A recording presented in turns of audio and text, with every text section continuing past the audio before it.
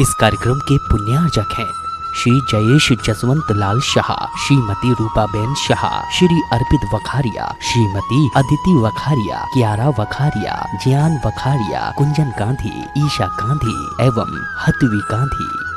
Hyphen है तो जैविक ही होगा, जैविक है तो हाइफन ही होगा। गौ सेवा का एकमात्र विकल्प hyphen group, hyphen chemicals and fertilisers, OPC private limited. जैविक अनाज के वितरक के लिए संपर्क करें 7300748348। हाइफन ग्रुप पूरे भारत में डिस्ट्रीब्यूटरशिप के लिए संपर्क करें 7300748348।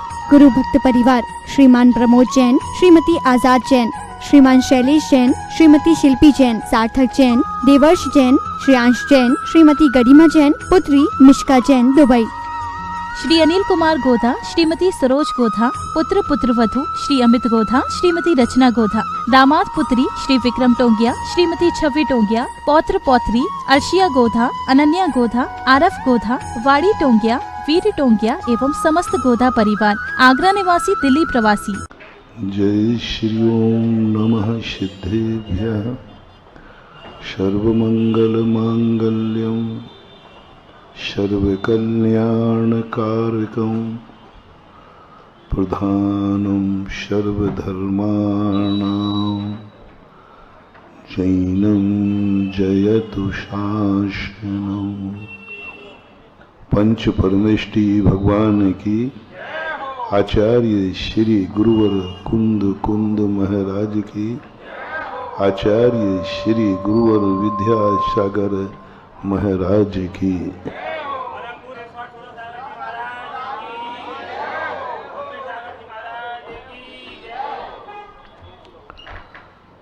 मनुष्य नियत धारा को समझने का प्रयास कर रहे हैं। जो नियत धारा इस सृष्टि में स्वयं अनादि काल से स्वभाव रूप में विद्यमान है। अपन लोग जब तक संसार में हैं, नियत को कभी स्वीकार मत करना। समय से बढ़कर, समय से अधिक और भाग्य से अधिक कुछ नहीं मिलता है। ये जहरीली जो नीति है, इसको कल मैंने अपनी जिंदगी से निकालने को कहा था। एक ऐसा जहरीला पॉइंट है आप लोगों के लिए, हम लोगों के लिए यही वरदान सिद्ध है। और हमें भी 50-50% समय से ज्यादा, भाग्य से ज्यादा किसी को कुछ नहीं मिलता। एक मुहावरा चलता है, इस मुहावरे को अपनी जिंदगी में से पूर्णतः निकाल देना, क्योंकि तुम्हारे लिए ये नारा बहुत खतरनाक है। हमारे लिए आधा अच्छा है, आधा हमारे लिए भी नुकसानदायक है। ये नारा पूर्णतः यदि किसी को सिद्ध है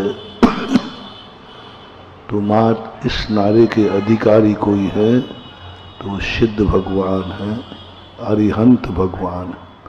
अरहंत भगवान भी 75% उनको ठीक है, 25% उनको भी ठीक नहीं है। 100% यदि किसी को ये नारा सिद्ध है, जिन पर लागू होता है, जो अमल कर सकते हैं, जिनकी जिंदगी पर कोई प्रभाव नहीं पड़ेगा, वो है सिद्ध परमेष्टि। आप लोग कौन हैं? सामान। और मेरे से पूछो, मैं मुनि हूं। मैं अपनी जिंदगी में इस वाक्य को कभी आने नहीं देता, क्योंकि यह वाक्य हमें निकम्मा बनाता है। यह वाक्य हमें सब कुछ खत्म कर देता है, उत्साह खत्म कर देता है। और कल मैंने व्याख्या की थी कि नियत की धारा को हम सहन नहीं कर पाएंगे। इतनी क्षमता जब मेरे में ही नहीं है तो आप में क्या होगी? आप क्या हर परिस्थिति में अपने स्वभाव में रह सकते हैं? दुख का पहाड़ टूटेगा, क्या आप स्वभाव में रह जाएंगे? क्या आपके ऊपर पूरा कोई भी गाज गिर जाए तो क्या आप बच पाएंगे? क्या आप रोटी के बिना जिंदा रह सकते हो? बोलो। क्या पानी के बिना जिंदा रह सकते हो? क्या आप निरोग रह सकते हो? क्या दवाई के बिना संसार चल जाएगा? 18 दोष जिसमें से निकल गए हैं वो ही इस नियत का अधिकारी है, और 18 दोष जिसमें पाए जाते हैं वो नियत का अधिकारी नहीं। और अपने पास 18 दोष विद्यमान हैं। 18 दोष कौन से थे? शुद्ध पिपासा जरातंक जन्मांतक भयस्मयः न राग द्वेष मोहस्य यस्याप्तता शाप प्रकीर्तिते। भूख नहीं लगती हो, वो नियत धारा को स्वीकार करे। जो जिस समय जैसा होना है वैसा होगा। मैं मात्र साक्षी हूं। हाथ उठाए, किसको भूख नहीं लगती है? आज भोजन व्यवस्था बंद रखूं?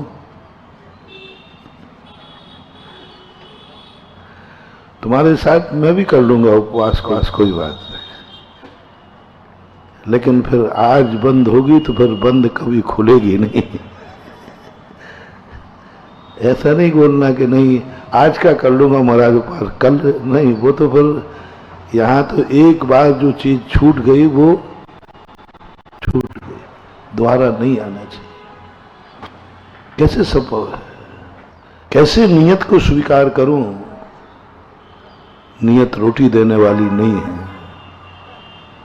नियत के पास रोटियां नहीं हैं, और संसारी प्राणी भूख को जीत नहीं सकता। और प्रकृति कहती है मेरे पास रोटी नहीं है, मैं तुम्हें नहीं दे सकती भोजन, मेरे पास भोजन नहीं है। कैसे चलेगी? तुम मरोगे नहीं। प्रकृति संसार कहता है मैं तुम्हें मृत्यु से रहित नहीं कर सकता। और जो नियत को स्वीकार कर लेता है वो कभी मरता नहीं है, कभी नहीं मरता। बुढ़ापा उसका आता नहीं है, बीमारी उसको आती नहीं है, शरीर में पसीना उसको आता नहीं है, शरीर के अधीन वो होता नहीं है। नियतवादी शरीर से रहित होता है, शरीर ही नहीं होता। अब जब शरीर ही नहीं है वो नियतवाद को स्वीकार करता है। सिद्ध भगवान निमित्त के अधीन नहीं है, इसलिए उनको निकम्मा अष्टगुणा किंचुणा चरम देह दो सिद्धा लोयज्ञ ठिदा जाए। पूज्यवर नेमीचंद महाराज ने कहा भगवान आप नियत को स्वीकार कर चुके हैं, आपको कुछ अच्छा बुरा कुछ दिखता ही नहीं, न्याय अन्याय कुछ दिखता ही नहीं। जन्म और मरण से आपको कोई फर्क नहीं पड़ता। जितने भगवान बनते जाते हैं ना, डॉक्टरों को देखना और महाराजों को देखना, ये दोनों तुम कितने दुखी हो जा रहे हो, ये दुखी नहीं होते। और जितने बड़े महाराज होंगे दुखी नहीं होते। तुम गिड़गड़ाते रहो, रोते रहो, कुछ भी करते रहो। सबसे बड़े महाराज महावीर स्वामी माने जाते। मुनि दीक्षा में कभी उनको किसी के ऊपर करुणा नहीं आती, वो आशीर्वाद भी नहीं उठाते, दो शब्द सांत्वना के नहीं बोलते। उनको दुख महसूस होता ही नहीं है। आप लोग इतने दुखी होकर के आते हो, लोग सोचते हैं कि महाराज जी हम इतने दुखी हैं, लेकिन महाराज के चेहरे पर तो कुछ नजर आता ही नहीं, आएगा ही नहीं। आएगा तो वो हमारी अज्ञानता है। यदि हम तुम्हारे दुख से दुखी हो रहे हैं तो समझ लेना मेरी साधुता में कमी है। साधुता में कमी है। आपके दुख से मेरी आंख में आंसू आ गया, समझ लेना हमारे साधुता का स्तर गिरा हुआ है। साधुता से रहित नहीं हूं, नंबर कम हो जाएंगे, नंबर कम हो जाए। 100 बाई 100 नंबर नहीं मिलेंगे। 100 बाई 100 नंबर डॉक्टर को आपने देखा, कितने भी बिलखते हुए लोग जाते हैं, डॉक्टर के चेहरे पर कोई फर्क नहीं पड़ता। क्यों नहीं फर्क पड़ता? क्योंकि वो उसकी दवाई जानता है। ये रो रहा है, अभी हंसेगा ये। साधु इससे ऊपर होता है, जो जानता है कि ये जो रो रहा है ना, ये दया का पात्र नहीं है, इसने पूर्व भाव में अपराध किया है। बहुत बड़ा अपराधी है, कोई डाकू है, आतंकवादी है। यदि उसके चौराहे पर पिटाई हो रही हो, जेल जा रहा हो, फांसी लग रही हो, तो बोलो आप लोगों को कैसा लगेगा? उसने आपके यहां डांका डाला है, थोड़ा और टाइट। किसको तो 100 पड़ रहे हैं? जिसने आपके यहां डांका डाला और मारा पीटा भी है, एक आध को मार भी डाला। ऐसा डाकू पकड़ा गया और उसकी जम के पिटाई हो रही, पुलिस मार रही है, आपको कैसा लग रहा है? बोलो ना। और कहना बहुत जोर से लग रहा है, उसको 100 पे 100 पड़ रहे हैं, लेकिन तुम्हें कैसा लग रहा है? क्यों? इसने नुकसान किया है, बस इतना ही। उसने नुकसान किया है और पूरा गांव परेशान है, पूरा नगर परेशान है, सरकार परेशान है। पुलिस वालों के कितने मर चुके उसको पकड़ने के लिए, करोड़ रुपया खर्च, सारा राष्ट्र परेशान। सब अंत में जाकर के उसको मृत्यु दंड दिया जाता है, खुशी खुशी सब खुशी मनाते हैं, बहुत अच्छा हुआ। बल्कि किसी अपराधी को यदि मृत्यु दंड न दिया जाए और मृत्यु दंड के योग हो तो लोग नारे लगाते हैं उसको मृत्यु दंड मिलना चाहिए, मृत्यु दंड मिलना चाहिए, उसको फांसी मिलना चाहिए, लोग मांगे करते हैं। यानी एक अपराधी को फांसी लगना संसार की खुशी है, संसार को अच्छा लगता है और वो बहुत खुश होता है, सबको खुशी होती है। अच्छा रहा फांसी लगी, अच्छा रहा पिट रहा है, और वो रो रहा है, चिल्ला रहा है। किसको दया आएगी? आप लोगों में से तो किसी को नहीं आएगी। और आज आपको, मुझे भी नहीं आएगी। वो हाथ उठा रहा कि मुझे दया आएगी। बेटा हम उसको तुम्हारे पास ही भेजेंगे। लोग एक छोटा सा उदाहरण और देते हैं। आप रास्ते में जा रहे थे बिल्कुल सीधे और स्कूटर वाले ने आपको कट मारा, इतना कट मारा कि आप गिर गए, चोट लग गई। मस्ताने से कट मारा, बिल्कुल यूं यूं, और वो आगे निकल गया। और तुम जा रहे थे, आधा किलोमीटर बाद उसका स्कूटर स्लिप हो गया और उसके पैर में वो यहीं चोट लगी जो तुम्हें कट मार के गया था। तुम्हारा पैर, हम उदाहरण ऐसा देते हैं कि तुम बच नहीं पाओगे बेटा। आपके पैर में बहुत चोट लगी, बहुत, और वो थोड़ी देर बाद जाके गिर गया, और उसको देखते ही इसी ने कट मारा, इसी ने मेरा पैर तोड़ा है। अब आपको कैसा लगा उसके प्रति? फर्स्ट एंड फर्स्ट बताओ। ऐसे ही होगा। तू मुझे कट लगा के भागता है, ऐसे ही होगा। आएगा, चलो नहीं आएगा तो इतना तो नहीं कहोगे अच्छा हुआ कल फिर कट मारना। जैसे गांधी जी को एक थप्पड़ मार देते तो गांधी जी कहते एक और मारना। क्यों नहीं आपके प्रति दया? अरे वो फांसी लग रही है, उसको जेल मिल रहा है, पुलिस वाले मार रहे हैं, तुम्हें उस मार की संवेदना नहीं हो रही है, तुम्हें उस अपराध की संवेदना हो रही है। दोनों संवेदना है, एक आंखों से देख रहे हो उसकी पिटाई हो रही है और वो चीख रहा है, चोट लग रही है। इन दोनों में तुम्हें अनुभूति किसकी हो रही? जो तुम्हारे साथ उसने किया है, जो समाज के साथ इसने किया है, नगर में जो किया है। इन दोनों में से अपन के लिए कौन सी अनुभूति बलवान होगी? उसके डंडे के दुख की अनुभूति ज्यादा बनेगी या जो उसने हमें दुख दिया है उसकी अनुभूति ज्यादा बनेगी? उसने हमें दुख दिया है, पिटना चाहिए, ऐसे ही होना चाहिए, अपराधी को सजा मिलना चाहिए। शायद मुझे भी शामिल करोगे तो मैं भी तुम्हारे साथ ही रहूंगा। अच्छा छोड़, तुम बताओ महाराज, अपराधी को सजा मिलना चाहिए नहीं? महाराज से पूछो तुम, महाराज का क्या मत है? मैं तो कहूंगा सजा मिलना चाहिए। कारगिल का सैनिक बंदूक लिए बैठा है, बोले महाराज जी आपने बड़ी अहिंसा का उपदेश दिया है और सामने मनुष्य है, विपक्षी है, दुश्मन है, यदि मैं नहीं मारूंगा तो वो अंदर घुस जाएगा, देश को बर्बाद कर देगा, मंदिरों को तोड़ देगा, महाराजों को मार डालेगा, सब खत्म कर देगा।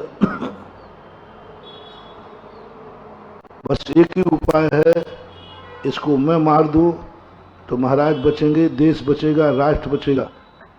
और वो मेरा भक्त है, उसने तुरंत कहा महाराज गुरुजी से पूछो क्या करूं। अब भक्त है, भक्त तो कहेगा गुरुजी से पूछो क्या करूं।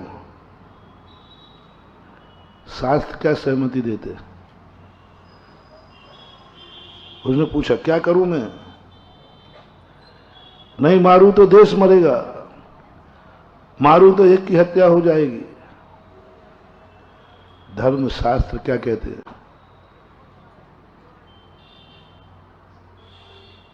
मैं नहीं बोलूंगा मैं महाराज हूं, आप मत बोलो। शास्त्र क्या कहता है? मजिस्ट्रेट कभी सजा नहीं देता। मजिस्ट्रेट लिखता है फलानी कानून के अनुसार, फलानी धारा के अनुसार इसको सजा दी जाए। मैं दे रहा हूं ऐसा नहीं बोलता, वो धारा लिखता है। इसी प्रकार मैं तो बोलूंगा नहीं, मैं तो नहीं कहूंगा कि तू चाहे मरे, चाहे मैं मरूं, चाहे तू मरे। उसने पूछा आगम क्या कहता है, शास्त्र क्या कहता है? पहले तो मैं आपसे पूछता हूं, आपसे प्रस्ताव पास करा रहा हूं, आपकी सबकी सहमति क्या है? दोनों देखना।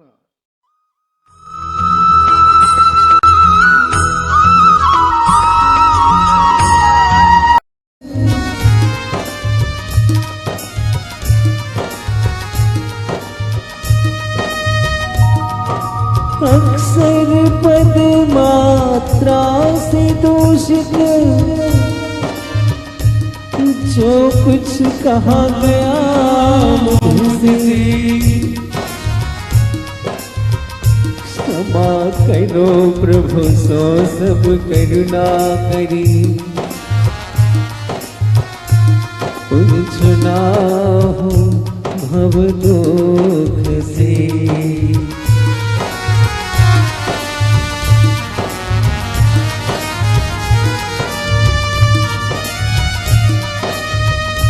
हे जगबंधु जिनेश्वर पा शरण बलिहारी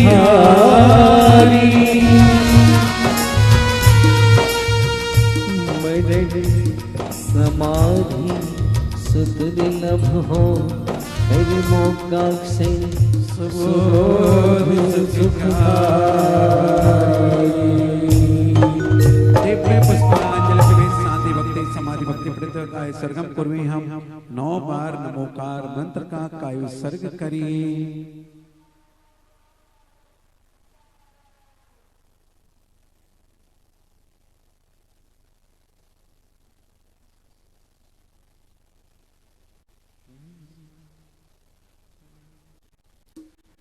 बिन जाने बचान के रही टूट चुको तुम निषादते परम गुरु सो सब मूरन हो।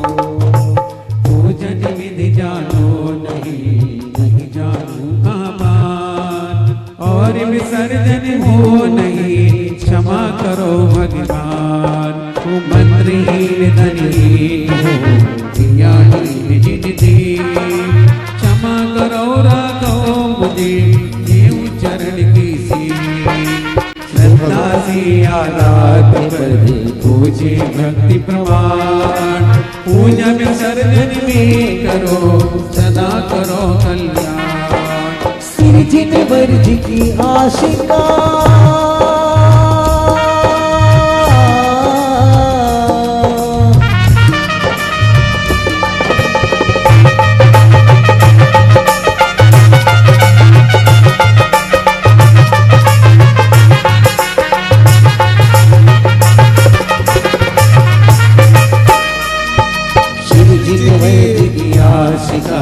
लीजिए शीश चढ़ाए भव भव के बाधके कटे दुख दूर हो जाए। भव भव के बाधके कटे दुख दूर हो जाए। भव भव के बाधके कटे दुख दूर हो जाए। दोनों हाथों को जोड़िए, घुटनों को टेकिए, कमर को झुकाइए, सिर को नवाइए, मुंह को खोलिए और प्रभु चरणों में नमोस्तु नमोस्तु भगवान नमोस्तु भगवान नमोस्तु भगवान। आचार्य श्री के चरणों में यहीं से बोलेंगे नमोस्तु गुरुदेव नमोस्तु गुरुदेव नमोस्तु गुरुदेव। हमारे नगर विराजमान श्री के चरणों में नमोस्तु नमोस्तु नमोस्तु। शल्लक जी के चरणों में इच्छामि इच्छामि इच्छामि। ये गैस गीजर नहीं होता तो हम लोग खड़े नहीं होते। गैस गीजर नहीं होता ना तो हमने घुटने टेके ना नमोस्तु किया, क्योंकि हमको सिर्फ गर्मी से मतलब है, सर्दी से मतलब नहीं है। धन्य आत्माओं, पूज्य महाराज से इतनी भीषण सर्दी में भी आप लोगों को कितना बड़ा संबल और आशीर्वाद देने आते हैं और हम लोग अपने घरों से ही नहीं निकल पाते। सुधा सागर गुरुवर आज मंडप में आए। सुधा सागर गुरुवर आज मंडप में आए। ज्ञान की कागर ज्ञान की कागर साथ में आए। सुधा सागर को गुरु मैंने वो सिखाए हैं। सुधा सागर गुरुवर को मैंने वो सिखाए हैं। भक्ति के साथ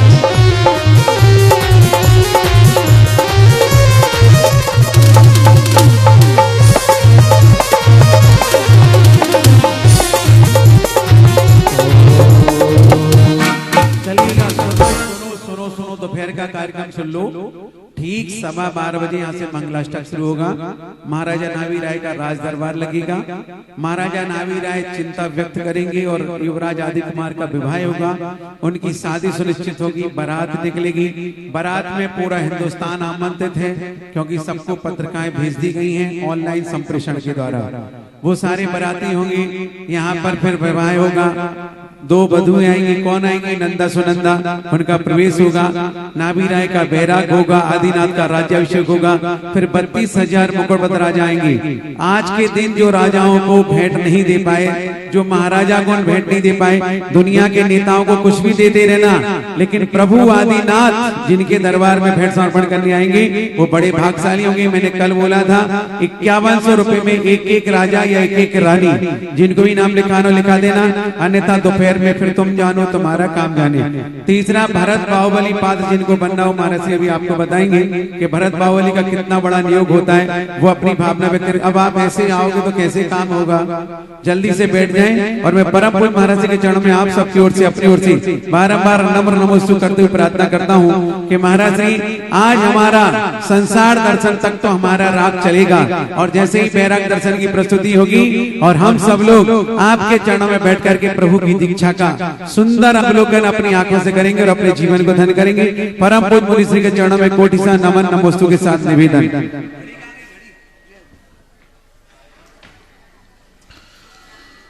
चलिए सब लोग बैठ जाइए।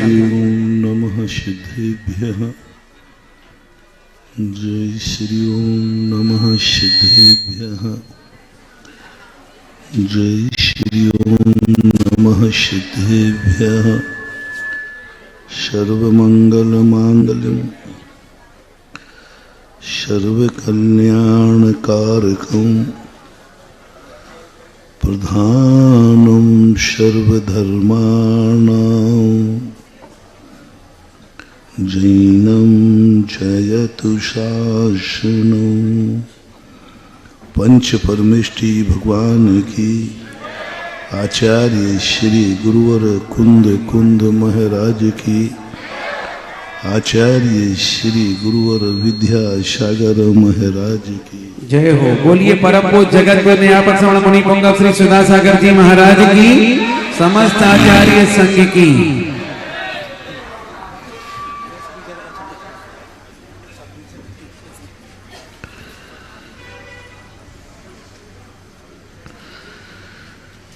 गतिमान होने के लिए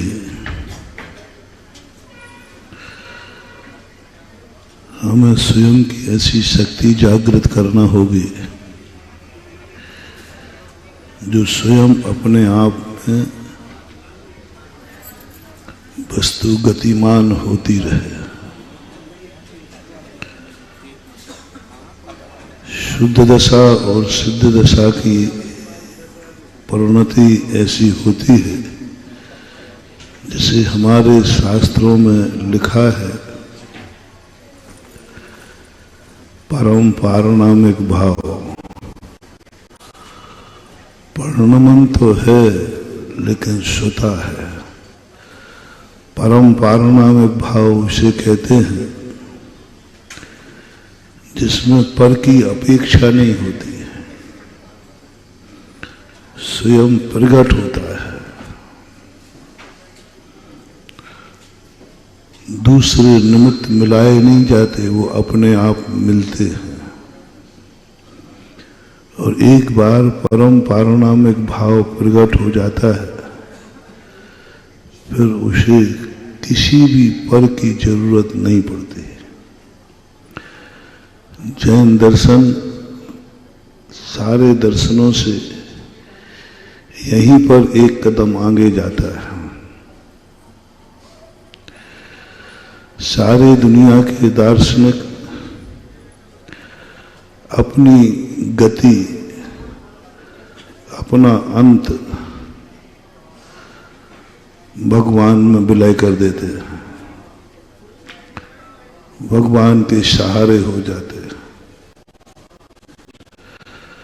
और जैन दर्शन का अंत भगवान के सहारे नहीं, वहां अंत में भगवान का सहारा है। और जैन दर्शन प्रारंभ में भगवान का सहारा लेता है, अंत में स्वयं भगवान बन जाता है। स्वयं भगवान। ये शक्ति दुनिया के किसी दर्शनकार ने नहीं खोज पाया। दुनिया के जितने भी विचारक हैं, जितने भी साधक हैं, अधिक तक भगवान तक पहुंचने की सोचते हैं। हम भगवान तक पहुंच जाएं, भगवान में विलय को प्राप्त हो जाएं, भगवान की शरण प्राप्त कर ले, इससे ज्यादा कोई खोज नहीं पाया। जैन दर्शन में जहां दुनिया की खोज खत्म हुई, वहां अंतिम सीढ़ी है भगवान को प्राप्त कर लेना, और जैन दर्शन की प्रथम सीढ़ी है भगवान को प्राप्त कर लेना। बहुत बड़ी बात है वहां अंतिम सीढ़ी है, भगवान मिल जाए बस, भगवान को पहचान लो, भगवान के सहारे हो जाओ, भगवान में विलय हो जाओ, भगवानमय हो जाओ।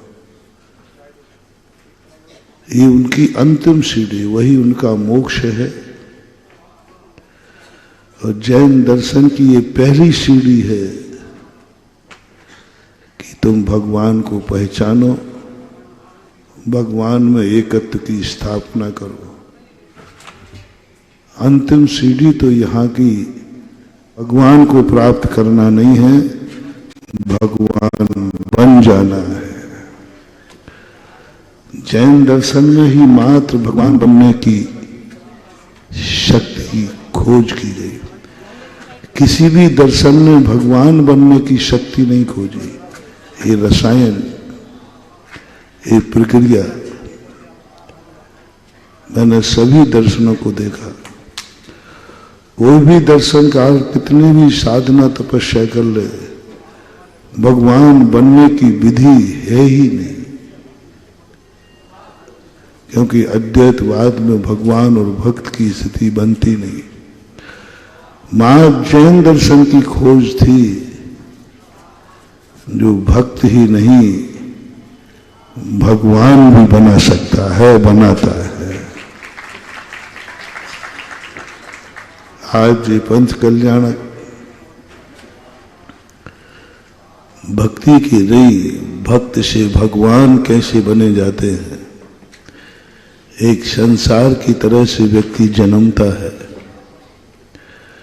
और कैसे जीवन का अंत भगवान के रूप में बनता है। एक बालक जन्मा, पालने में खेला, बालकों के साथ खेला, आज राजगद्दी पर बैठेगा, लेकिन यही आत्मा आगे जाकर के भगवान का रूप धारण कर लेगी। कैसी प्रक्रिया, कैसा विकासवाद। जैन पुराणों को पढ़ने के बाद हौसला बुलंद होता है। यदि तुमसे कहा जाए कि तुम सदा ही बेटे रहोगे, तुम बाप कभी नहीं बन पाओगे, कैसा लगा? बेटा तो तुम रहोगे जिंदगी भर, क्योंकि बेटा तो तुम हो चुके। तुम सब लोग बेटा होगे नहीं, वो तो हो चुके। यदि बेटा नहीं होते तो तुम भी दुनिया में।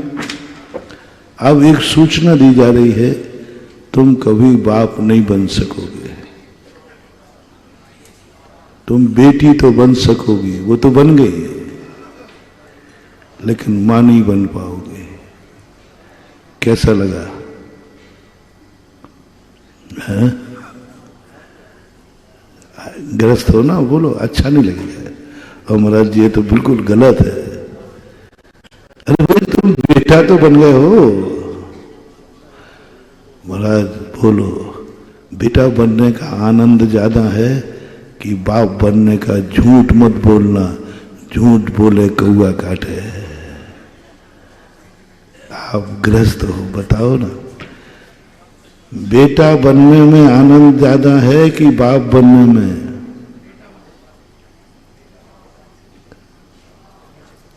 थोड़ा बोले नहीं। हाँ, तभी तो बाप बनने में आनंद है। आज तक इतने पंच कल्याणक हुए, कोई भगवान नहीं बना, लेकिन भगवान के बाप हर पंच कल्याणक में कोई ना कोई बनता है। कोरावली में नहीं मिले तो बाहर से आ जाते बन जाता है, क्योंकि पिता बनने का एक अलग आनंद की अनुभूति होती है। एक नारी को, सच्ची नारी को पत्नी बनने का उतना सुख नजर नहीं आता जितना सुख मां बनने का आता है। आजकल की नारियों की बात नहीं कर रहा हूं, भारतीय, और तुम ही नहीं, त्रियंच तक में आज तक किसी त्रियंच ने अपने प्रेमी को बचाने के लिए प्राण नहीं दिए, लेकिन एक मृगी ने अपने बच्चे को बचाने के लिए प्रीत्यात्म वीर्यमविचार्य मृगी मृगेन्द्रम नाभेति किम निज शिशो परिपालनार्थम। त्रियंच ने भी अपने बच्चे को बचाने के लिए प्राण दे देती है। तो ये सारी दुनिया का एक उसूल है। पिता बनने का एक अलग, कोई भी व्यक्ति बेटा बनकर जिंदगी नहीं जीना चाहता गृहस्थ में, वो पिता बनने का सोचता है। बस ऐसा ही जैन दर्शन कहता है कि भक्त बनने में कोई भी तुमसे कहा जाओ तुम सदा के लिए कह रहा हूं, तुम्हें जिंदगी भर, जीवन भर तुम्हारी नौकरी पक्की है, तुम मेरे नौकर रहोगे, मजा नहीं आया। क्योंकि जिंदगी भर नौकर रहेंगे पक्का हो गया, लेकिन नौकर ही तो रहेंगे। नौकर भी रोटी खाता है, मालिक भी रोटी खाता है, दोनों की रोटी में क्या अंतर है? वही गाड़ी है, मर्सिडीज गाड़ी है, ड्राइवर भी गाड़ी चला रहा है, उसी में बैठा है, बल्कि उसकी सीट और अच्छी है। सारा पूरी गाड़ी का कमांड उसके हाथ में है, सारी कमांड, गाड़ी की चाबी उसके पास है, पूरी गाड़ी के संबंध में पूरी कमांडिंग ड्राइवर के हाथ में है। सेठ के हाथ में कुछ भी नहीं है, चाबी भी नहीं है, कुछ भी नहीं, वो जानते है ही नहीं, कुछ जानते ही नहीं। अब इन दोनों के आनंद में कितना अंतर है। ड्राइवर के पास सब कुछ है, चाबी है, ड्राइविंग है, गाड़ी के एक एक पेंच पुर्जे को ज्ञान है, सेठ जी को कुछ भी नहीं है। तो दोनों में सुखी कौन है ज्यादा? मालिक। ड्राइवर, उसको मर्सिडीज गाड़ी में बैठ करके भी उसे गाड़ी के आनंद नहीं आ रहा है, उसे तो नौकरी का आनंद महसूस हो रहा है। आखिर हूं तो मैं नौकर, मैं नौकर ही हूं। मालिक कुछ नहीं जान रहा है, लेकिन उसका मालिक होने की अनुभूति हो रही है। बस जैन दर्शन यही तो कह रहा है, जैनी सम्यक दृष्टि यही तो कहता है, जाओ भगवान ने कह दिया तुझे मैं सदा, तू मेरा भक्त रहेगा, मैं तुझे कभी अपनी भक्ति से अलग नहीं करूंगा, सदा मेरा दरवाजा तेरे लिए खुला रहेगा, सदा मेरी कृपा तेरे ऊपर रहेगी। जिंदगी भर का परमानेंट भक्त, परमानेंट नौकर, कोई फर्क नहीं पड़ता। परमानेंट नौकर और ड्राइवर भली हो, लेकिन उसको कभी मालिक होने का अनुभव नहीं होगा, नौकरी का अनुभव। ऐसे ही भक्त भली अपन जिंदगी भर के बन जाएं, जीवन भर के बन जाएं, लेकिन हमें पराधीनता का अनुभव होगा मालिक बनने का नहीं। ये खोज जैनाचार्यों ने की कि नहीं, आज के तुम बेटे हो, कल के तुम पिता हो। आज के तुम ड्राइवर हो, कल के तुम मालिक हो।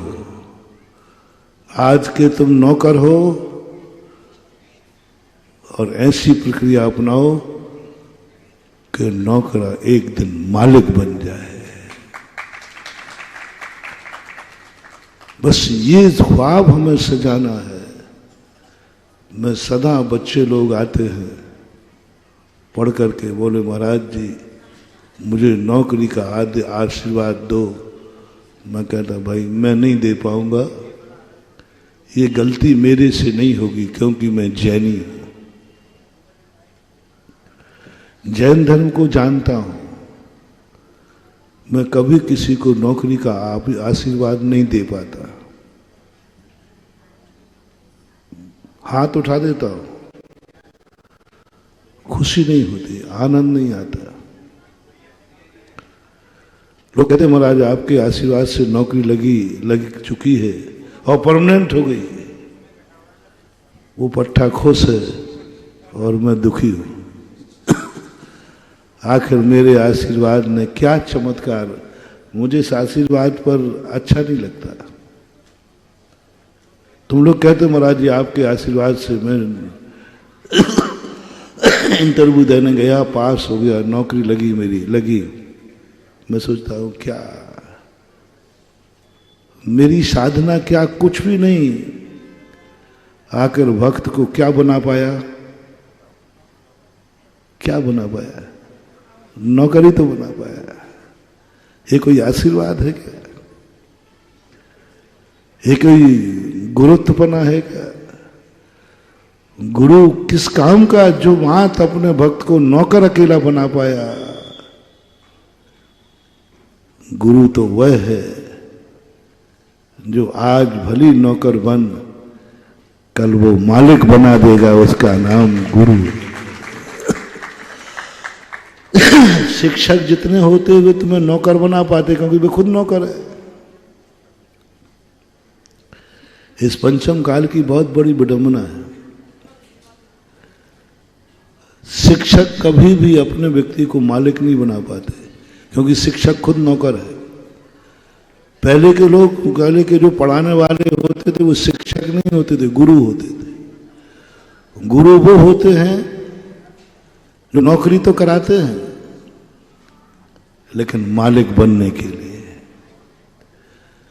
इसलिए मैं कुछ बच्चों से कहता हूं, जब कोई हमसे महाराज जी मैंने कहा देख, मुझे खुश देखना चाहता है, मेरे आशीर्वाद में चमत्कार दिखाना चाहता है दुनिया को।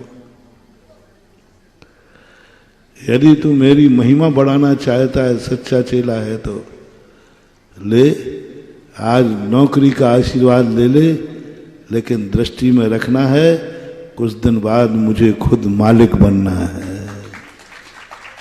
नौकरी करना चाहिए,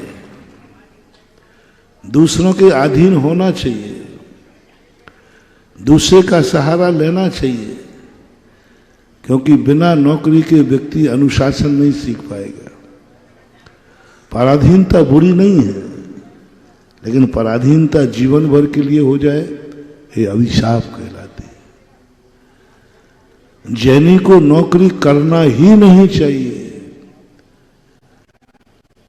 क्योंकि जैन धर्म तुम्हें नौकर नहीं बनाता। जब जैन धर्म भक्त ही नहीं बनाता, भक्त बना करके भगवान बनाता है, यही प्रक्रिया वहां लगाओ ना। भक्त ही नहीं, भक्त बनाकर भगवान बनाता है। इसी प्रकार प्रारंभ में तुम नौकर बनो, लेकिन मरने के पहले पहले मालिक बन करके मरो। भक्त बनकर जन्म लो, भगवान बनकर शरीर छोड़ो, यही जैन धर्म का निर्वाण कहलाता है। यही जैन धर्म का मोक्ष है, यही जैन धर्म का फल है। यही जैन धर्म का। भक्त बनकर के जन्मा, भगवान माँ की गोद में जन्मे, माँ के सहारे से चले, देवताओं ने आके उनकी सारी व्यवस्थाएं की। इनका जन्म पराधीन था। भगवान को जन्म लेने के लिए माँ बाप की शरण लेना पड़े, माँ बाप के अधीन था, पराधीन हुए। पराधीन होना कोई बुरी चीज नहीं है, बल्कि प्रारंभ में पराधीन हुए बिना व्यक्ति कभी ऊंचाई को नहीं पहुंचेगा, लेकिन अंत में मरने के पहले पहले पराधीन नहीं, स्वाधीन होना चाहिए। एक मानव बन के जन्मे महावीर और भगवान बनकर दुनिया से जाएंगे। एक नौकर बन के जन्मे तुम नौकरी करो, लेकिन दृष्टि में रखो मैं एक दिन मालिक बनूंगा, एक दिन में मालिक बनूंगा।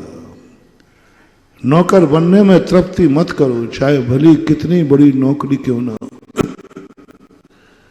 कलेक्टर हो, ऑफिसर हो, क्योंकि नौकर व्यक्ति अपने बेटे को वसीयत में कुछ नहीं दे पाता, कुछ नहीं दे पाता। नौकरी क्यों निषेध की है? आजीविका के साधनों पर ऋषभदेव ने षट कर्म की व्यवस्था की, आज मध्याह्न में दिखाया जाएगा। उसमें नौकरी नहीं रखी। क्यों नहीं रखी? नौकरी जिंदगी का वो अभिशाप है जो पीढ़ी दर पीढ़ी उसको अभिशाप देती है। बेटा कहता था होगा बाप कलेक्टर, मेरे किस काम का? क्या कलेक्टर का पिता अपने बेटे को कलेक्टर बना सकता है?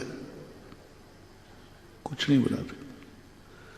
होगा आईजी, मैंने ऐसे लोग देखे, बड़ी बड़ी पोस्टों पर उनके पिताजी रिटायर्ड हुए।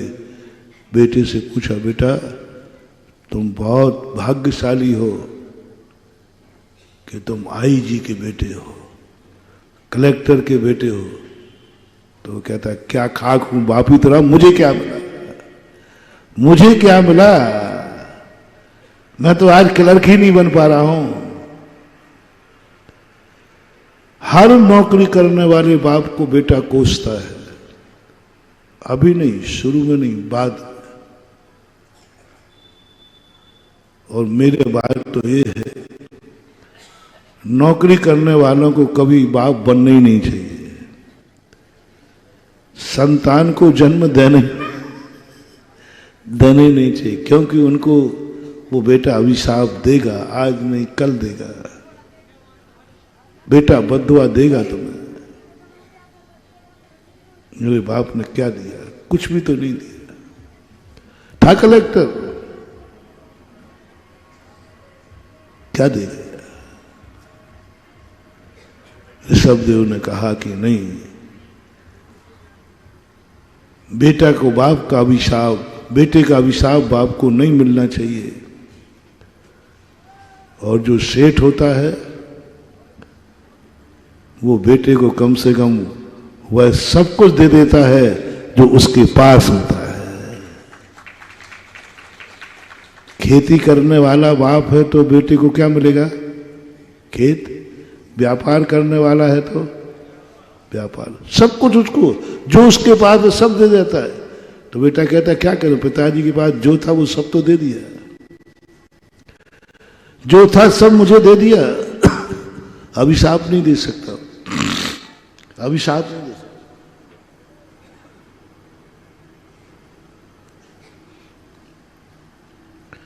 तुम्हारे पिता के पास सब कुछ हो और वो तुम्हें कुछ भी ना दे तो तुम क्या कहोगे बाप को? सब कुछ है लेकिन तुम्हें एक कौड़ी नहीं देगा वो, तो तुम उसके लिए कोसोगे। इसी प्रकार नौकरी वाला बाप भले कलेक्टर है लेकिन बेटे को कुछ नहीं दे पाएगा तो वो कोसेगा। जब जब लोग कहेंगे तेरा बाप कलेक्टर था, तब तक बेटा कहेगा कि मुझे क्या मिला, बेइज्जती और मिली, बाप कलेक्टर बेटा क्लर्क है, इससे अच्छा तो ये बाप मुझे जन्म न देता तो अच्छा था। नौकरों के बेटे हमेशा बद्दुआ देते हैं बाप को, कभी उनके अच्छे भाव नहीं होते। इसलिए सेठ बनो। छोटी सी दुकान है, छोटा सा व्यापार है, छोटी सी दुकान, छोटा सा व्यापार, लेकिन तुम उसके मालिक हो। और बेटे को जब 13वें दिन मरोगे तो वसीयत देना पड़ती है कि आज से मैं मालिक था, आज से अब कलेक्टर मरा तो वसीयत दो, आज से मैं कलेक्टर था, कल से मेरी गद्दी पर बेटा बैठेगा। क्या कलेक्टर कर सकता है? 13वां खत्म हो गया। नौकर वाले के पगड़ी की रस्म बेकार। नौकरी करने वाला बाप मरेगा, पगड़ी की रस्म बेकार। क्या देगा? पगड़ी की रस्म का अर्थ होता था जिस गादी पर आज तक मैं बैठता था वो गादी आज से मेरा बेटा संभालेगा। लेकिन इस नौकरी के युग में गद्दी खत्म हो गई। अब क्या कलेक्टर अपनी बस पगड़ी बांधे, क्या पगड़ी की रस्म करे कि आज से मैं कलेक्टर था, अब मेरा बेटा कलेक्टर बनेगा? नहीं कर सकता। पगड़ी की रस्म खत्म। क्या मिला उसको? वो गद्दी। कम से कम पिताओं को ये सोचना है। ठीक है, नौकरी करने में मना नहीं कर रहा हूं, लेकिन नौकरी कुछ समय के लिए करना, बाप बनने तक करना, चलो कोई बात नहीं। मरने के पहले पहले सेठ बन करके मरना, जिससे बेटे को गद्दी दे सको। बेटा, मैं अपनी गद्दी तुझे दे रहा हूं। गादी चाहिए संतान को, वसीयत चाहिए संतान को, पगड़ी चाहिए संतान को। जो पिता अपने बेटे को गद्दी दे के जाता है, उस पिता को अपनी पीढ़ी दर पीढ़ी का वरदान मिलता है। पिता जिस गद्दी पर बैठे, छोटी सी दुकान थी, परचूनी की सही, सब्जी की सही, सब्जी का हाथ ठेला लगाने वाला व्यक्ति पिता जिंदगी भर लगाता रहा, और वही ठेला बेटे को छोड़ गया। कम से कम बेटे को ये गर्व होगा, ये वही ठेला है जिस ठेले को मेरे पिताजी ने चलाया है। अब नौकरी वाला बेटा क्या कहे, यह वही क्लर्कगिरी है जिस पर कल बाप बैठा था। कुछ नहीं है, खत्म। इसलिए जितने नौकरी करने वाले हो, आज भगवान राज गद्दी पर बैठ रहे हैं। नौकरी का निषेध करेंगे, नौकरी करना है, मजबूरी में करो। और बस पूरी नौकरी करते करते एक दिन वो भाव करो कि गद्दी कौन सी है, मालिक बनो। यदि नौकरी करना ही तुम्हारी नियत है, शौक है, बनना चाहिए IAS ऑफिसर, अभी मैं भी प्रोत्साहन देता हूं, लेकिन साइड में कोई धंधा जरूर चालू रखना बेटे के लिए। तुम्हारे लिए क्या, तुम तो IAS ऑफिसर बन गए, तुम्हारी जिंदगी के लिए नहीं कह रहा हूं, तुम्हारी जिंदगी के लिए तुम IAS ऑफिसर बन गए, कलेक्टर बन गए, लेकिन एक साइड में बिजनेस जरूर करना बेटे के लिए। जब मरूंगा तो बेटे को ये गद्दी दूंगा, न कलेक्टर की भी मेरे साथ जाएगी। नौकरी में अपने लिए कर रहा हूं, पीढ़ी के लिए नहीं, अपने लिए कर रहा हूं। एक कार्य अपने लिए किया जाता है, एक कार्य बेटे के लिए किया जाता है। आप ग्रस्त हैं, सब कुछ अपने के लिए नहीं। आप साधु नहीं हैं। साधु जो कुछ करता है अपने लिए करता है। तुम ग्रस्त हो। तुम्हें सब कुछ अपने लिए ही नहीं करना। तुम्हारा सुख तुम्हारे से ही नहीं है। तुम सुखी हो, परिवार दुखी है, तुम सुखी नहीं रह पाओगे। तुम्हारे हाथ में रोटी है, परिवार भूखा है, तुम रोटी नहीं खा पाओगे। तुम्हारी जिंदगी में कोई कष्ट नहीं है, लेकिन बेटे के आंख में आंसू है, तुम्हारी आंख भी गीली हुए बिना नहीं रहेगी। क्यों रो रहे भाई, क्या तकलीफ है? बोले मुझे तो कोई तकलीफ नहीं, मेरा बेटा तकलीफ में है। बोलो बेटे की तकलीफ से तुम्हारी आंख में आंसू आ सकता है कि नहीं? तुम्हें कोई तकलीफ नहीं है, तुम्हारे लिए कोई तकलीफ, घर का कोई व्यक्ति तकलीफ में। तुम्हें अच्छी नींद आ रही है, लेकिन घर के व्यक्ति की नींद हराम हो रही है, तुम सो पाओगे? नहीं सो पाओगे। गृहस्थी बहुत कठिन है। पूरा परिवार सुखी रहे तब तुम्हें सुख की चैन ले पाओगे। पूरी परिवार को नींद आवे तब तुम नींद ले पाओगे। परिवार का एक व्यक्ति भी दुखी है तो तुम्हारा सुख सब दुख में बदल जाता है। एक व्यक्ति सुखी है, रिश्तेदार की खबर आ जाए तो तुम दुखी हो जाओ। तुम अच्छी तरह सो रहे थे, नींद भी आ रही थी, उसी समय फोन आ गया किसी रिश्तेदार का। अब बोलो नींद खराब होगी कि नहीं? सब कुछ खराब। खाने बैठे हो, तुम खा रहे हो, भोजन भी ठीक है, सब सही है, किसी की खबर आ गई, गले से गिलास नीचे नहीं उतरता। क्या बात है भाई, तकलीफ क्या है? बोले अभी फोन आ गया, फलाने रिश्तेदार में ही हो गया। यानी कितना पुण्य चाहिए तुम्हें? हमें तो इतना ही पुण्य चाहिए कि मैं सुखी रहूं।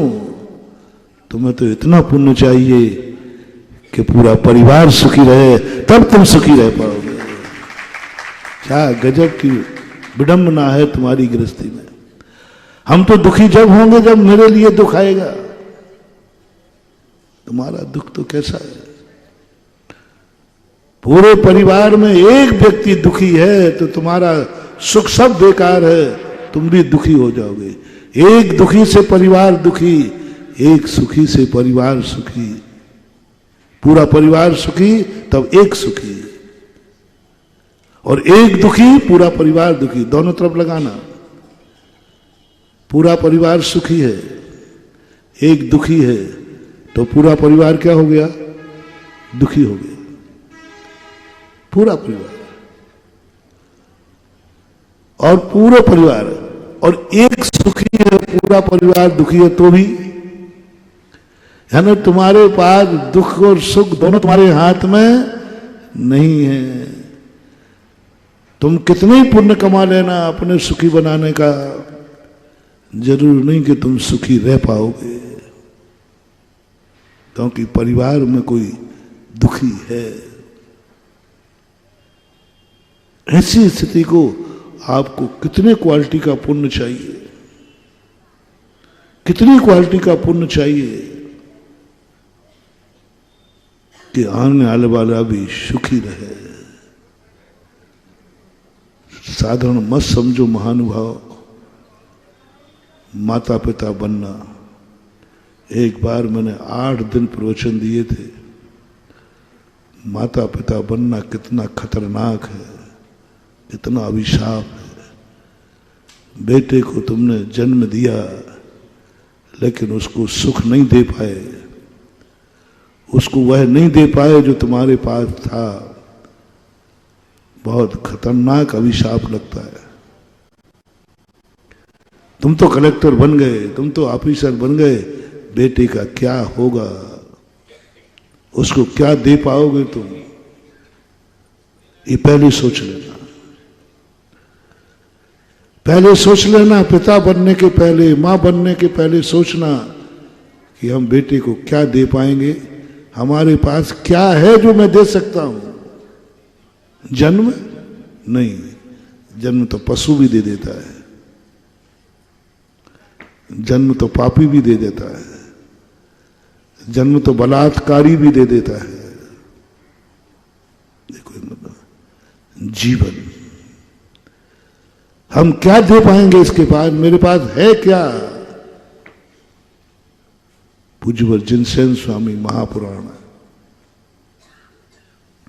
सबसे पहले मां बनने के पहले, पिता बनने के पहले दोनों को सोचना है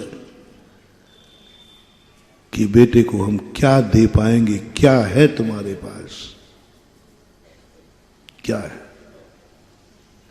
बाहर से अंदर से चलो, बाहर से कितना धन दौलत है तुम्हारे पास, क्या व्यापार है तुम्हारे पास, क्या संस्कार है तुम्हारे पास, क्या ज्ञान है तुम्हारे पास, बेटे के लिए कितना है, क्या है तुम्हारे पास देने लायक जो तुम बेटे को दोगे। गरीबी, नौकरी, फक्कड़, जो अपने बेटे को कुछ नहीं दे पाता वो इतना ही बड़ा पापी है कि बेटे को जन्म देने के बाद सड़क पर फेंक दिया, चला गया। लावारिस, दुनिया उसे लावारिस कह रही है। मैं क्या करूं? जन्म दिया, हो गया जन्म, पालन पोषण नहीं किया उसका, छोड़ दे। ऐसे ही तुमने बेटे को जन्म दिया, लेकिन उसके लिए क्या दिया तुमने, क्या जोड़ा है तुमने, क्या दे पाओगे तुम उसको? श्रेष्ठ आज शिक्षा लो भगवान की राजगद्दी से, शिक्षा लो, क्या दे पाओगे, क्या दे रहे हो बेटे के लिए? सर्वोत्कृष्ट यही है जो तुम हो, बेटा तुम्हारी 2 कॉपी होना चाहिए, 2 कॉपी। उसका सोच, उसका संस्कार, उसका ज्ञान, उसका आचार, उसका विचार 2 कॉपी होना चाहिए। और हर बेटे को यह सोचना है, क्या तुम पिता की 2 कॉपी बन सकते हो? हर पिता को सोचना है, क्या बेटा मेरी 2 कॉपी बनेगा? यह है पीढ़ी, यह है संतति। तुम्हारी उच्च कुल क्यों है? कि तुम उच्च हो इसलिए नहीं, तुम उच्च कुल में जन्मे थे तो बेटे को भी उच्च कुल में जन्म देना है। तुम एक अच्छे घर में जन्मे थे तो बेटा भी अच्छे घर में जन्मे। तुम्हारे पिता अच्छे थे तो तुम भी अच्छे पिता बनना। यह है कुल परंपरा। तुम्हारे पूर्वज कैसे थे बोलो? जिन जिनको कम से कम हर व्यक्ति को अपने 7 पीढ़ी का इतिहास सुरक्षित करना चाहिए, कम से कम 7 पीढ़ी में जितने दादा परदादा तुम्हारे हुए हैं उन सबका भाई बेटा आपके पास होना चाहिए। और जो 7 पीढ़ियों का हिसाब नहीं रख सकता वो कुल कलंकी कहलाता है। उसे आगे संसार बढ़ाने का, संतान पैदा करने का अधिकार नहीं है। और करता है तो पापी है, करता है तो पशु है, करता है तो पाप को बंद कर रहा है। 7 पीढ़ी कम से कम, इससे ज्यादा हो बेटर है। पहले जब कोई राजगद्दी पर बैठता था, पीढ़ियों पर एक पिक्चर देखी होगी आप लोगों ने, सीरियल मुझे सुनाया गया था, विक्रमादित्य का या राजा भोज का। सिंहासन में 16 पुतलियां होती हैं। एक एक पुतली बोलती है, तुम सिंहासन पर बैठ रहे हो राजगद्दी पर, इस सिंहासन पर ऐसे राजा बैठ चुके हैं, क्या तुम ऐसे हो? मुझे सुनाया था, सीरियल था कोई। राजा कहता मैं सोचता हूं मैं ऐसा हूं कि नहीं। दूसरे दिन दूसरी पुतली पूछती है, इस सिंहासन पर ऐसे ऐसे राजा बैठ चुके हैं, क्या ये गुण तुम्हारे में है? 16 पुतलियों ने 16 बकरा। क्या तुम ऐसे हो?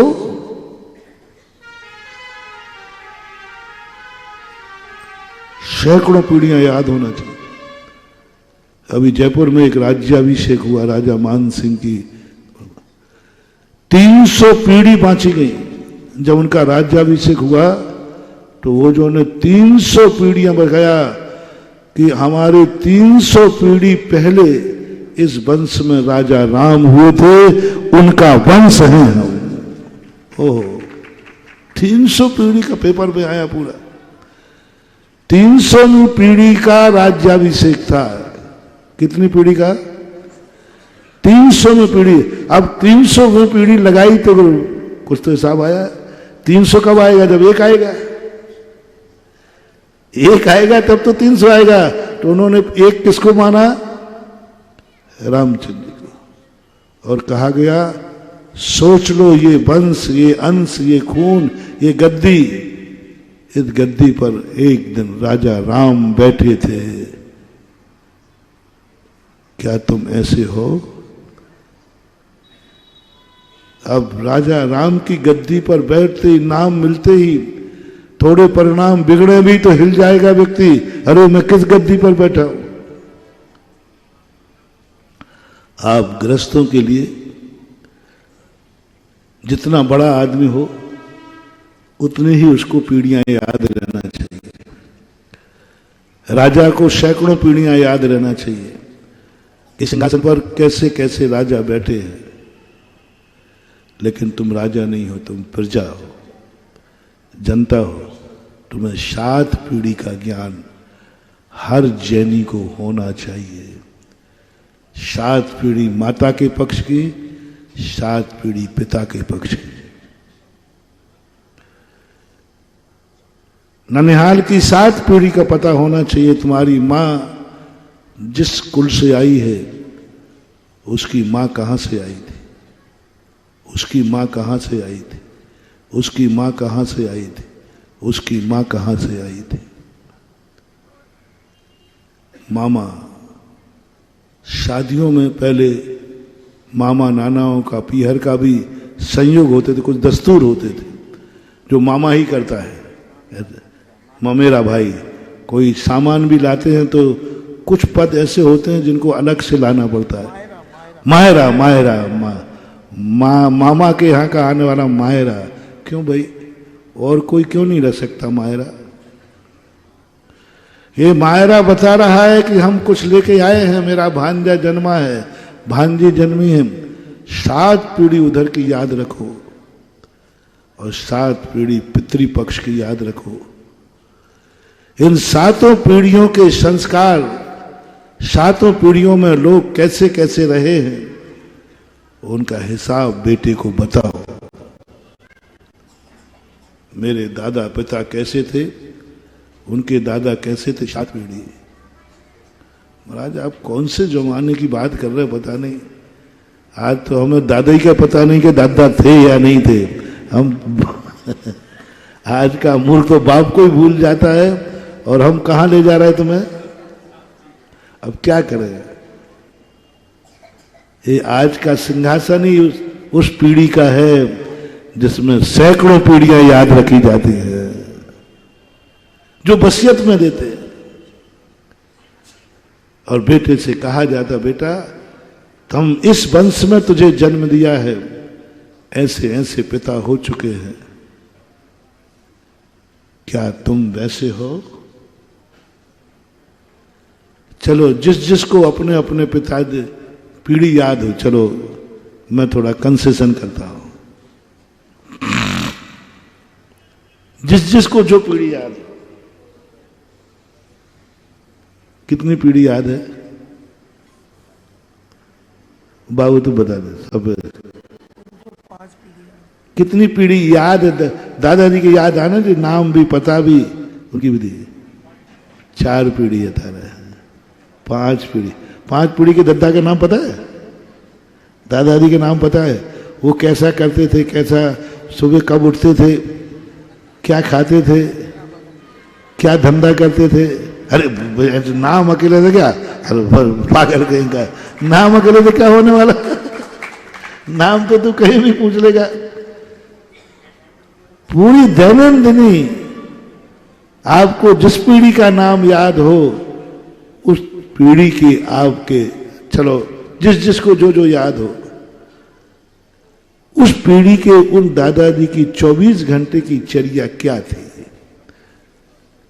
कैसे बचपन गुजारा, कैसे जवानी गुजारी, कैसे आजीविका की, कैसा उन्होंने भोजन किया, कैसे वो उठते थे, बैठते थे, खाते थे, बोलते थे, उनकी समाज में क्या इज्जत थी, और अंत में कैसे मरण को प्राप्त हुए। ये पूरा ब्यौरा आपको किस पीढ़ी का याद है, हम वहां तक ला दिए। चलो पूरी बताना। मान लो आपको 3 पीढ़ी का है, दादाजी का याद है, तो दादाजी के नाम से मतलब नहीं है, दादाजी की 24 घंटे की चर्या क्या थी वो बताना है। तुम्हें यह भी बताना है कि वो क्या खाते थे, ये भी बताना है कि वो क्या खाते थे, ये भी बताना है कि उनके दोस्त यार संगति कैसी थी, वो किनके बीच में उठते बैठते थे, उनके दोस्त कैसे थे, उनके रिश्तेदार कैसे थे, उनका जीवन कैसा था, वो कैसे आजीविका चलाते थे, वो पूरा याद करो, पूरा याद करो, पूरा जो कहते हो, और तुम तुरंत सोचो क्या तुम वैसे हो? यदि हो तो वसीयत तुम्हारे अधिकार है, और यदि तुम नहीं हो तो तुम उस वसीयत के अधिकारी नहीं हो, तुम कुल कलंकी माने जाओगे। क्या वैसे हो? अभी तक नहीं कर पाए तो आज में सारे भारत से, क्योंकि लोग, बहुत ठंड है ना, कोई रहा है तो यहां तक नहीं आ पाए, लेकिन सब टीवी पे जरूर बैठे होंगे।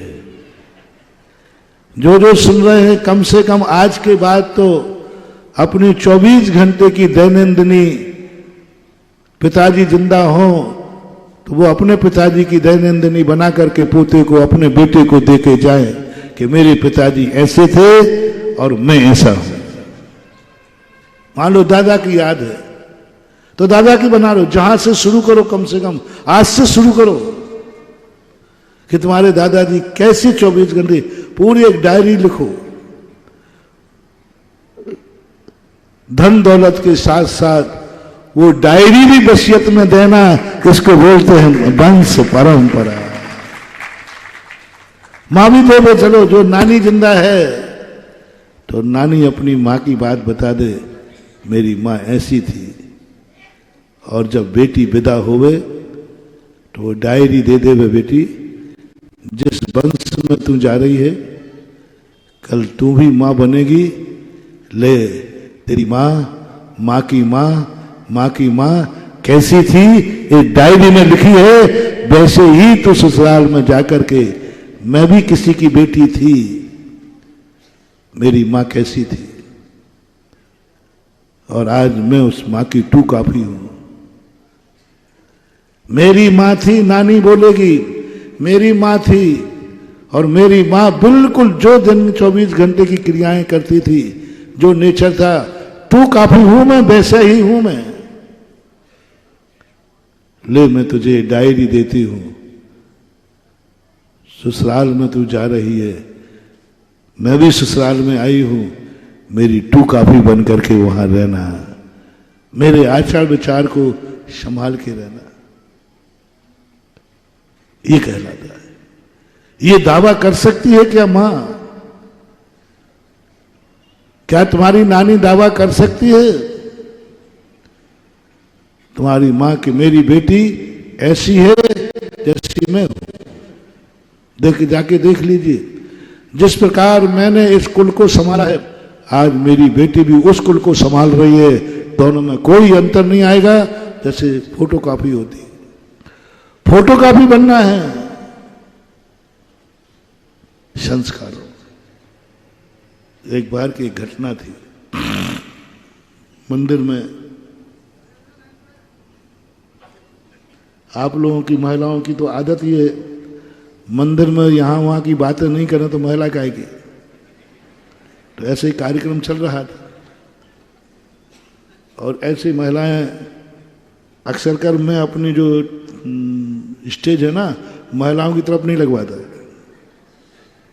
यदि ये लगा भी दें तो मैं कहता हूँ भाई महिलाओं को इधर बैठा लो, पुरुषों को यहाँ बैठा लो, क्योंकि ये कुछ ना कुछ किस किस किए बिना रहेंगे।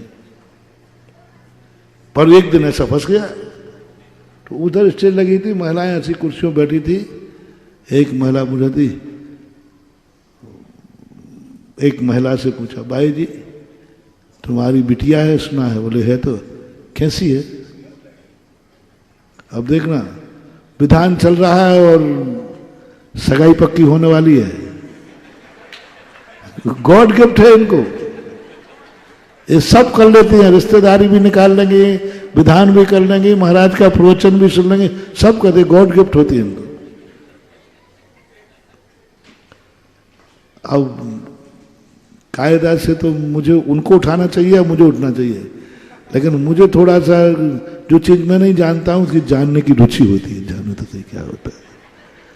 तो मैंने और कान लगा दिया, देखो क्या जवाब देती है। कैसी है बिटिया? तो मैं उसकी तरफ गौर से दिखाऊं कहीं, देखो जवाब क्या देती है। क्या गजब का जवाब मेरे कानों सुना है। जैसी मैं हूं ऐसे मेरी बिटिया है। और मैं एकदम स्तब्ध होकर मैंने आंख खोलकर उसको देखा।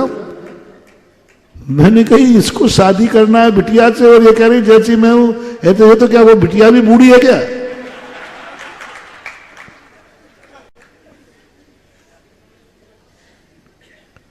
और क्या जवाब दिया, कैसी है बिटिया? मां कहती है मैं कैसी लग रही हूं? मैं पसंद हूं तुम्हें? बोले हाँ, मैं तुम्हारे लिए 3-4 दिन से देख रही हूं, तुम इतनी अच्छी हो। मैंने तुम्हें देखा भोजनशाला में,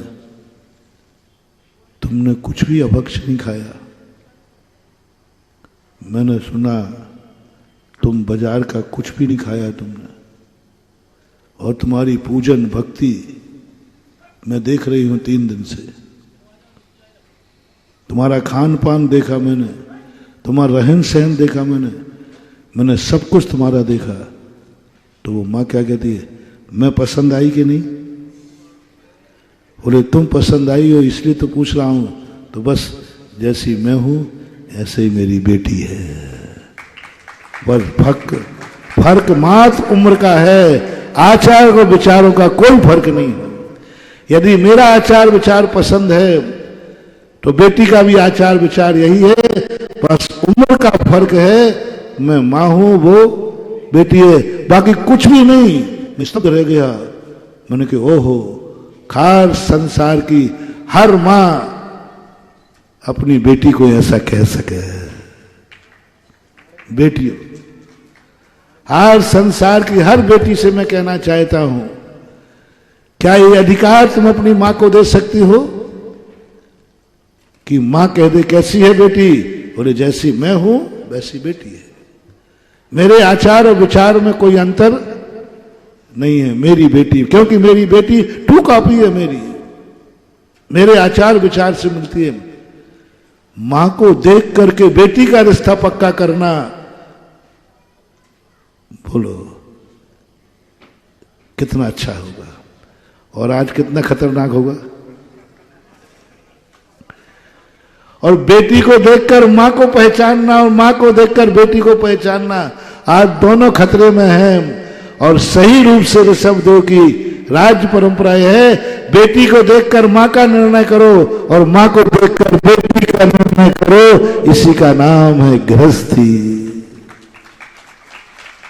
बेटे को देखकर बाप का निर्णय, बाप को देखकर बेटे का निर्णय। घट बदला है, अमृत वही है। घट बदला है, शरीर 2 हैं लेकिन संस्कार एक है, आचार विचार एक है, एक समान है, कोई अंतर। हर बेटे को मेरा कहना है कि अपनी वसीयत, अपने आचार और विचार पूर्वजों से लो, वो तुम्हारे में दिखना चाहिए। लोग तुम्हें देखें और तुम्हारे बाप की याद आ जाए, लोग तुम्हें देखें और तुम्हारे दादा की याद आ जाए, लोग तुम्हें देखें और तुम्हारे 7 पीढ़ी की याद आ जाए, कोई जिंदा हो तो। देवता भी कभी अवध ज्ञान से देखें और इसमें तो कोई अंतर नहीं। तो 7 पीढ़ी पहले दादा के आचार विचार थे, वही बेटे के, कोई अंतर ही नहीं पड़ रहा है। ये कहलाता है वंश, ये कहलाती परंपरा है। आज तो बाप बेटे में ही दोनों खतरनाक है। न बाप बेटे की 2 कॉपी है और न बेटा बाप की 2 कॉपी है। बोलो अंतर है कि नहीं? बाप रात में पानी नहीं पीता और बेटा सुबह शराब से कुल्ला करता है कि नहीं? ऐसे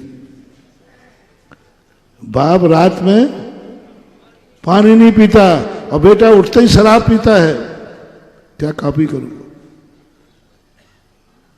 बाप ने कभी रात में पानी नहीं पिया और बेटा रात भर खाता है।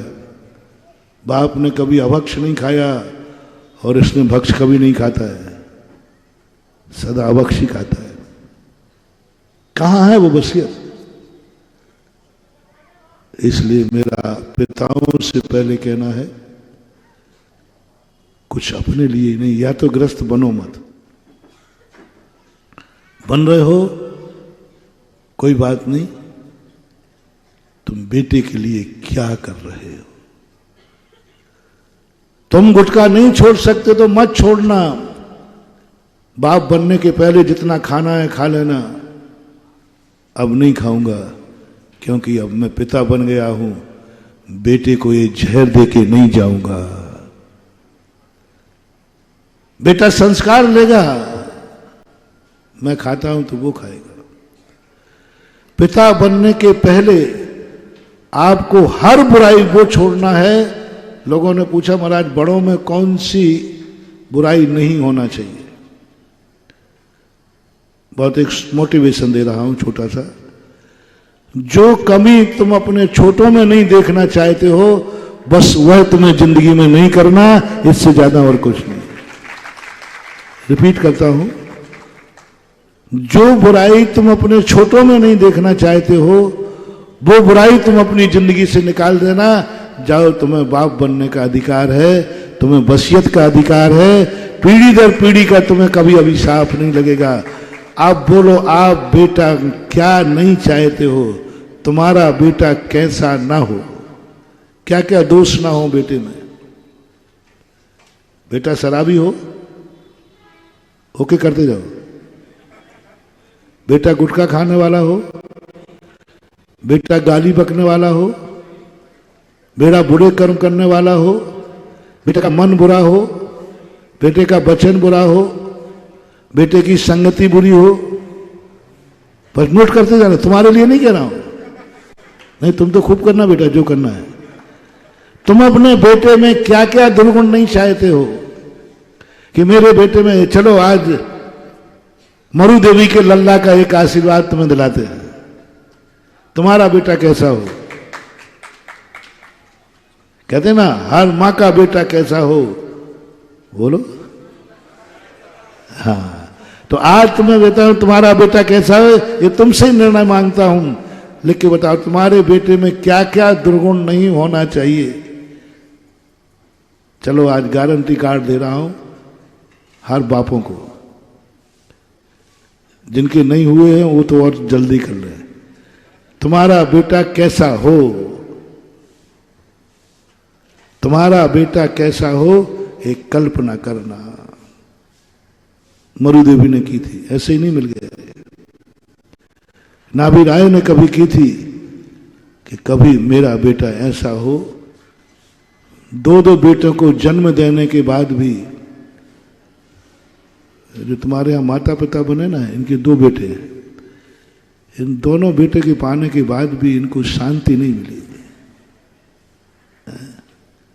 दो बेटों के बाद तो फिर इनको कोई बेटा होना नहीं चाहिए, परिवार नियोजन। दो बेटे के बाद शांति क्यों नहीं मिली इनको? और जितने माता पिता बनते हैं, उनकी संतानें होती हैं, उनमें संतोषी क्यों नहीं मिली? क्या कारण है? दो दो बेटे हैं इनके, आराम से शांति से बैठना चाहिए। यहां पैसा और लगा, निछावर राशि देना पड़ी, फिर क्या शौक पड़ा था? क्या शौक पड़ा है तुम लोगों को माता पिता बनने का? तुम्हारे घर में माता पिता तुम बन चुके हो, बेटे हैं। ओहो, क्या दिखा रहे हैं ये माता पिता? हे भगवान, भविष्य इनका बहुत उज्जवल हो रहा है। दो बेटों को देने के बाद भी अभी इनको संतोषी नहीं। इनको ये संतोषी है, नहीं बेटों को तो जन्म दिया है महाराज, ठीक है, वो भी अच्छे हैं, लेकिन मेरी भावना है मेरी गोदी में, मेरी कूख में ऐसा बेटा जन्मे जो सारे जगत का पालनहारा हो, जो जगत का सर्वगुण संपन्न हो। ऐसे बेटे की मैं मां कहलाऊं जिसका नाम भक्तांबर में भी लिखा जाए। स्त्रीणाम शतानि शतसो जनयन्ति पुत्रान नान्या सुतम तदुपमम जननी प्रसूता। इस कार्यक्रम के पुण्यार्चक थे श्री जयेश जसवंत लाल शाह, श्रीमती रूपाबेन शाह, श्री अर्पित वखारिया, श्रीमती अदिति वखारिया, कियारा वखारिया, जियान वखारिया, कुंजन गांधी, ईशा गांधी एवं हतवी गांधी। हाइफन है तो जैविक ही होगा, जैविक है तो हाइफन ही होगा। गौ सेवा का एकमात्र विकल्प hyphen group, hyphen chemicals and fertilisers, OPC private limited. जैविक अनाज के वितरक के लिए संपर्क करें 7300748348। हाइफन ग्रुप पूरे भारत में डिस्ट्रीब्यूटरशिप के लिए संपर्क करें 7300748348। गुरु भक्त परिवार श्रीमान प्रमोद जैन, श्रीमती आजाद जैन, श्रीमान शैलेश जैन, श्रीमती शिल्पी जैन, सार्थक जैन, देवर्ष जैन, श्रेयांश जैन, श्रीमती गरिमा जैन, पुत्री मिश्का जैन, दुबई। श्री अनिल कुमार गोधा, श्रीमती सरोज गोधा, पुत्र पुत्रवधु श्री अमित गोधा, श्रीमती रचना गोधा, दामाद पुत्री श्री विक्रम टोंगिया, श्रीमती छवि टोंगिया, पौत्र पौत्री अर्शिया गोधा, अनन्या गोधा, आरफ गोधा, वाड़ी टोंगिया, वीर टोंगिया एवं समस्त गोधा परिवार, आगरा निवासी दिल्ली प्रवासी।